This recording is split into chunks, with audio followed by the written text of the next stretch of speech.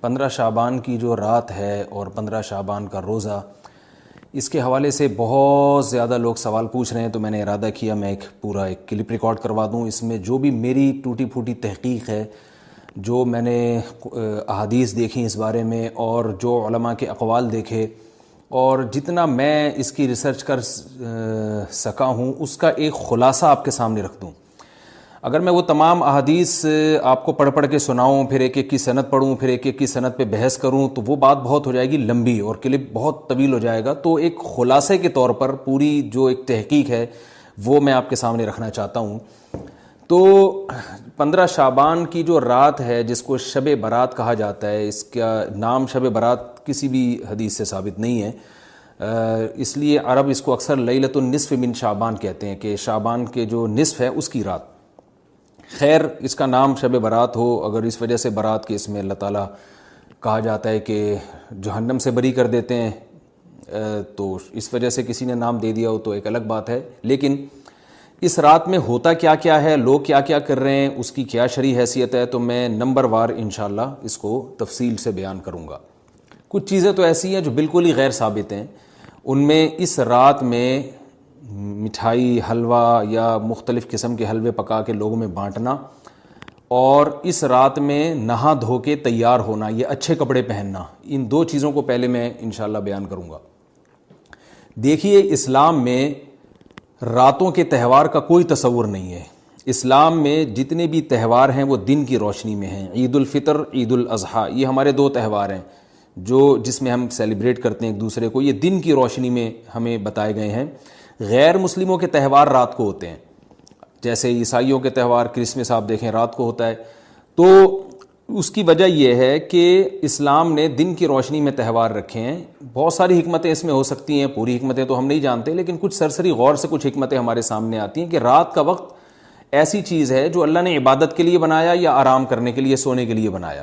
رات میں اگر آپ سیلیبریٹ کریں گے کسی بھی عمل، یعنی کوئی خوشی منائیں گے، تو اس میں انسان کی گناہوں کی طرف توجہ زیادہ جاتی ہے۔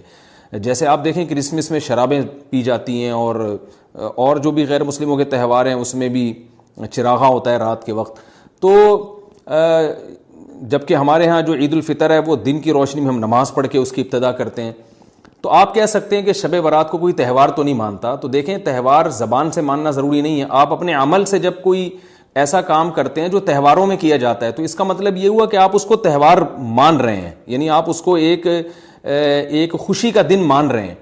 تو نہانا دھونا یا کھانے پکا کے لوگوں میں تقسیم کرنا یا خود کھانا، اور خاص طور پہ حلوہ یعنی میٹھا، یہ چیزیں تہواروں کے موقع پر ہوتی ہیں۔ جیسے ہم عید الفطر والے دن صبح سوئیاں بناتے ہیں، میٹھا بناتے ہیں، کھاتے ہیں، لوگوں کو کھلاتے ہیں، نہاتے ہیں، اچھے کپڑے پہنتے ہیں۔ جمعے والے دن بھی، جمعے میں بھی عید کا عنصر ہے، حدیث میں اس کو بھی عید قرار دیا، اس دن بھی ہم نہا دھو کے کپڑے پہنتے ہیں۔ تو جو لوگ 15 شعبان کی رات کو نہاتے دھوتے ہیں، اسپیشلی اس رات کو کہ بھئی آج کوئی تہوار ہے یا آج کوئی خوشی کا دن ہے، اور مٹھائیاں کھاتے ہیں یا حلوے پکاتے ہیں، تو وہ زبان سے اس کو تہوار نہ بھی کہیں، اپنے عمل سے یہ بتاتے ہیں کہ یہ تہوار ہے، جبکہ یہ تہوار نہیں ہے۔ اسلام میں کوئی اس کی ایک ضعیف روایت بھی نہیں ہے کہ آپ صلی اللہ علیہ وسلم نے، میرے علم میں نہیں ہے، کم از کم ہو سکتا ہے کوئی موضوع من گھڑت روایت موجود ہو جس میں کوئی کہیں بھی نہیں ہے کہ آپ صلی اللہ علیہ وسلم نے اس رات کو ہمیں نہانے کا حکم دیا ہو، یا اچھے کپڑے پہننے کا حکم دیا ہو، یا کھانے پینے کا یا حلوے کھلانے کا، ہمیں حلوے مانڈے کا ہمیں حکم دیا ہو۔ تو اللہ کا واسطہ یہ بدعت ہے، اس کو ختم کریں اپنے معاشرے سے۔ اور اسلام میں تہوار کا ٹائم دن میں ہوتا ہے۔ عید الفطر، عید الاضحیٰ ہے جس میں ہم دن میں قربانی کرتے ہیں اور کھاتے ہیں، پیتے ہیں، نہاتے ہیں، دھوتے ہیں۔ راتوں کے یہ کام نہیں ہے، رات کو آپ سوئیں یا عبادت کریں۔ تو ایک چیز تو یہ تھی جو میں بتانا چاہ رہا تھا۔ دوسری چیز، اس رات کو قبرستان جانا۔ دیکھیے، اس بارے میں حدیث پیش کی جاتی ہے، مشہور حدیث ہے، لوگ سنتے رہتے ہیں کہ نبی صلی اللہ علیہ وسلم رات کو اٹھے، اور امی عائشہ رضی اللہ تعالیٰ عنہ بھی آپ کے پیچھے چلی گئیں، اور آپ صلی اللہ علیہ وسلم جنت البقیع میں مغفرت کی دعا مانگ کے تشریف لے آئے واپس۔ تو یہ حدیث انتہائی درجے کی ضعیف حدیث ہے، اور ایک تو ضعیف حدیث ہے، دوسری بات یہ کہ اگر ہم تھوڑی دیر کے لیے فرض کر لیں یہ صحیح حدیث ہے، اور ہم کہتے ہیں کہ بھئی نبی صلی اللہ علیہ وسلم نے یہ عمل کیا ہے، تو صحابہ میں سے کسی سے ضعیف حدیث سے بھی ثابت نہیں ہے کہ کوئی اس رات قبرستان گئے ہوں۔ حضرت ابو بکر کے بارے میں کوئی روایت نہیں ملتی کہ اس رات قبرستان گئے ہوں، حضرت عمر کے بارے میں کوئی روایت نہیں ملتی، یا کسی ایک صحابی کے بارے میں نہیں. تو آپ مجھے بتائیں کہ یہ کیسی سنت ہے کہ جو صحابہ کی سمجھ میں نہیں آئی اور ہماری سمجھ میں آ گئی ہے. تو مشرکین مکہ یہ کہا کرتے تھے لو کان خیرا ما سبقونا الیہ، قرآن مجید کی آیت ہے کہ اگر یہ اسلام میں کوئی خیر ہوتی تو یہ صحابہ ہم سے پہل نہ کرتے. یہ صحابہ نے ہم سے پہل کیا ہے، اس کا مطلب ہے یہ اسلام خیر کا کام نہیں ہے. تو مشرکین کو صحابہ سے چونکہ نفرت تھی اس لیے کہتے تھے کہ یہ چونکہ اسلام کو فالو کر رہے ہیں تو یہ اس کی علامت ہے کہ اسلام خیر نہیں ہے، کیونکہ خیر میں تو ہم صحابہ سے آگے ہوتے ہیں. اپنے بارے میں ان کا یہ اس خوش فہمی میں مبتلا تھے وہ.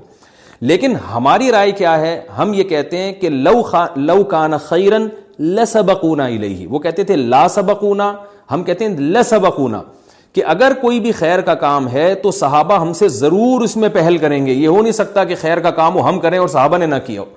تو اسی طرح میں یہ عرض کرتا ہوں کہ دیکھیں اگر قبرستان جانا اس رات میں سنت عمل ہوتا تو صحابہ یقیناً جایا کرتے. کوئی ایک صحابی تو گیا ہو. یہ کیسی بات ہے جو صحابہ کی سمجھ میں نہیں آئی اور ہماری سمجھ میں آ رہی ہے اور ہم قبرستان جا رہے ہیں اس رات کو. چلیں اگلا اسٹیپ تھوڑی دیر کے لیے فرض کر لیتے ہیں کہ نبی صلی اللہ علیہ وسلم جو ایک رات قبرستان گئے، فرض کر لیں وہ حدیث بھی صحیح ہے. یہ بھی فرض کر لیں کہ صحابہ اگرچہ نہیں گئے مگر ہم صحابہ سے بھی زیادہ آگے نکلنے کی کوشش کرتے ہیں اور صحابہ کو سمجھ میں نہیں آیا، ہمیں سمجھ میں آ گیا. تو چلیں فرض کر لیں تھوڑی دیر کے لیے کہ اس رات کو جانا ہم سنت مان لیتے ہیں، آپ کے دلائل ہم مان لیتے ہیں اور صحابہ کی سمجھ میں نہیں آئے لیکن ہماری سمجھ میں زیادہ آ رہا ہے. ہم فرض کر لیتے ہیں، مان لیتے ہیں کہ اس رات قبرستان جانا سنت ہے. تو آپ مجھے بتائیں نبی نے جو عمل جس طرح سے کیا ہو اس طرح سے سنت ہوگا یا آپ اپنی طرف سے، جس کو ہم پشتوں میں کہتے ہیں اخپل طریقے سے کرنا سنت ہے؟ نبی نے فجر کی 2 رکعتیں پڑھی ہیں اور ہر رکعت میں 2 سجدے کیے ہیں. آپ اگر فجر کی 3 رکعتیں پڑھیں گے تو کیا نماز ہو جائے گی آپ کی؟ اب آپ دلیل میں یہ کہیں کہ نبی نے فجر کی نماز پڑھی ہے تو مجھ پر بھی لازم ہے. تو بھائی نبی نے پڑھی ہے تو جیسے نبی کے پڑھنے سے آپ پر پڑھنا لازم ہو گیا تو جس طرح سے پڑھی ہے اسی طرح پڑھنا لازم ہوگا، اخپل طریقے سے پڑھنا لازم نہیں ہوگا. تو اسی طرح یاد رکھیں، فرض کر لیں کہ نبی قبرستان گئے ہیں اور یہ قبرستان جانا سنت ہے تو نبی کس طرح گئے ہیں اور کتنی دفعہ گئے ہیں؟ نبی رات کو چپکے سے اٹھ کے گئے ہیں. کوئی کسی کو آپ نے جمع نہیں کیا، کسی کو بتایا تک نہیں، جو اس حدیث سے پتہ چل رہا ہے ہمیں، اگرچہ یہ ضعیف حدیث ہے لیکن فرض کر لیں یہ صحیح ہے. تو کہیں پتہ بھی نہیں چل رہا، چپکے سے قبرستان گئے اور چپکے سے واپس آئے اور پوری زندگی میں ایک دفعہ گئے. جبکہ ہمارے ہاں ہر سال قبرستان میں لوگ جا رہے ہیں. جب بھی شب برات آتی ہے لوگ قبرستان جاتے ہیں ہر سال. نبی ایک دفعہ گئے اور آپ ہر سال جا رہے ہیں. نمبر 2، جاتے جتھوں کی شکل میں، نبی تو چپکے سے گئے ہیں.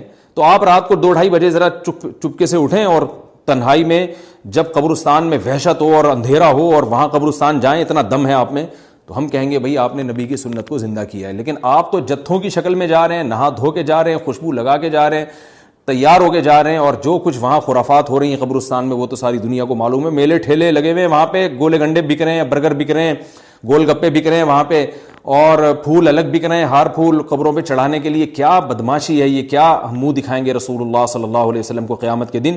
آپ کے سامنے کیا وہ حدیث نہیں ہے کہ نبی صلی اللہ علیہ وسلم نے فرمایا کہ روایت میں آتا ہے کہ کچھ لوگ قرب میدان حشر میں آئیں گے تو ان کے چہرے ایسے ہوں گے جیسے میری امت کے چہرے ہوتے ہیں، میری امت کی شکل ہوتی ہے. حدیث کا مفہوم میں بیان کر رہا ہوں. تو جب وہ حوض کوثر کا پانی پینے کے لیے میرے پاس آئیں گے تو فرشتے ان کو بھگائیں گے، سحقن سحقن. تو آپ صلی اللہ علیہ وسلم پوچھیں گے یہ تو میری امت ہے، آپ تو فرشتے کیا کہیں گے کہ یہ آپ کی وہ امت ہے جنہوں نے آپ کے دنیا سے جانے کے بعد دین میں ایسی چیزیں ایجاد کر لی تھیں جن کا آپ نے حکم نہیں دیا. تو آپ کیا فرمائیں گے؟ سحقن سحقن، دور کرو ان سے. تو ایسا نہ ہو کہ ہم قیامت کے دن رسول اللہ صلی اللہ علیہ وسلم کی شفاعت سے محروم ہو جائیں. تو اللہ کا واسطہ قبرستان مت جائیں اس رات، گھر میں بیٹھیں آرام سے، یہیں بیٹھ کے میت کے لیے مغفرت کی دعا کریں. اور اگر آپ سمجھتے نہیں یہ حدیث بالکل صحیح ہے اور جانا لازمی ہے تو پھر تنہائی میں جائیں، ایسے قبرستان کا انتخاب کریں جہاں آپ کے علاوہ کوئی بھی نہ ہو، اور پھر چپکے سے جائیں اور پتلی گلی سے واپس آ جائیں. آپ اگرچہ ہم تو اس کو بھی نہیں مانتے لیکن اگر کرنا ہے تو پھر اس طریقے سے عمل کریں اگر آپ حدیث کو فالو کرنا چاہتے ہیں آپ اپنے خیال کے مطابق. تو یہ 2 باتیں ہو گئیں. ایک تیسری چیز کیا ہے؟ کیا قرآن اس رات میں نازل ہوا ہے اور تقدیر کے فیصلے اس رات میں ہوتے ہیں؟ دیکھیے قرآن میں 2 جگہ اللہ نے اس مضمون کو بہت وضاحت سے بیان کیا. ایک سورہ دخان میں انا انزلناہ فی لیلۃ مبارکہ کہ ہم نے اس کو مبارک رات میں نازل کیا، اور اللہ نے فرمایا فیہا یفرق کل امر حکیم، اس میں حکمت والے فیصلے ہوتے ہیں اس رات میں. دوسری جگہ 30ویں پارے میں سورہ قدر میں اللہ نے فرمایا انا انزلناہ فی لیلۃ القدر، ہم نے اس قرآن کو لیلۃ القدر میں نازل کیا, اور اس میں بھی اللہ نے فرمایا تنزل الملائکۃ فیہا, کہ فرشتے اس رات میں اترتے ہیں بِإِذْنِ رَبِّهِمْ مِنْ كُلِّ امر, تمام قسم کے معاملات لے کے. تو یہاں بھی اللہ بتا رہے ہیں کہ جو 1 سال کے فیصلے جس رات میں ہوتے ہیں اور فرشتوں کے حوالے کیے جاتے ہیں, وہ رات اور قرآن کے نازل ہونے والی رات ایک ہی ہے, یہ الگ الگ راتیں نہیں ہیں. اور سورہ قدر میں اللہ نے فرما دیا واضح لفظوں میں کہ وہ لیلۃ القدر کی رات ہے. تو اتنی وضاحت کے بعد پھر یہ کہنا کہ اس رات میں قرآن نازل ہوا تھا, جبکہ اس کے بارے میں کوئی صحیح حدیث موجود بھی نہیں ہے, ضعیف یا موضوع روایتیں ہیں, تو یہ بالکل قرآن پر میں سمجھتا ہوں کہ یہ ٹھیک نہیں ہے, بالکل دلیل کے لحاظ سے یہ کمزور بات ہے. اگرچہ بعض علماء اس طرف گئے ہیں اور انہوں نے تعویل کی ہے, انہوں نے یہ تعویل کی ہے کہ قرآن جو ہے آسمان دنیا پہ آیا لیلۃ القدر میں, اور وہاں سے جو نیچے نزول شروع ہوا ہے وہ شب برات میں ہوا ہے, لیکن یہ تعویل عقل سے بعید ہے اور اس تعویل کی ہمیں ضرورت بھی نہیں ہے. 2 صحیح حدیثیں ٹکرا رہی ہوں یا قرآن کی آیت کسی ایسی متواتر حدیث سے ٹکرا رہی ہو, تو پھر تو وہاں ہمیں تطبیق دینے کی ضرورت پیش آتی ہے, جب قرآن کے مقابلے میں کوئی حدیث ہی نہیں ہے, صحیح حدیث بھی نہیں ہے. حالانکہ قرآن کے مقابلے میں تو فقہا کہتے ہیں کہ اگر صحیح حدیث بھی ہو, متواتر نہ ہو, صحیح حدیث بھی ہو, تو وہ بھی ظنی ہوتی ہے, تو اس حدیث کو رد کیا جائے گا, قرآن میں تعویل نہیں کی جائے گی. لیکن یہاں تو صحیح حدیث بھی نہیں ہے, یہاں تو ایک ضعیف روایت ہے اور ضعیف اقوال ہیں, آپ اس کو کیسے قرآن کے مقابلے میں لا سکتے ہیں؟ تو جو بالکل بے غبار بات ہے وہ یہی ہے کہ اللہ تعالیٰ نے قرآن مجید کو لیلۃ القدر میں نازل کیا, جو رمضان کے آخری عشرے میں ہوتی ہے, اور اسی لیلۃ القدر میں فیصلے بھی ہوتے ہیں.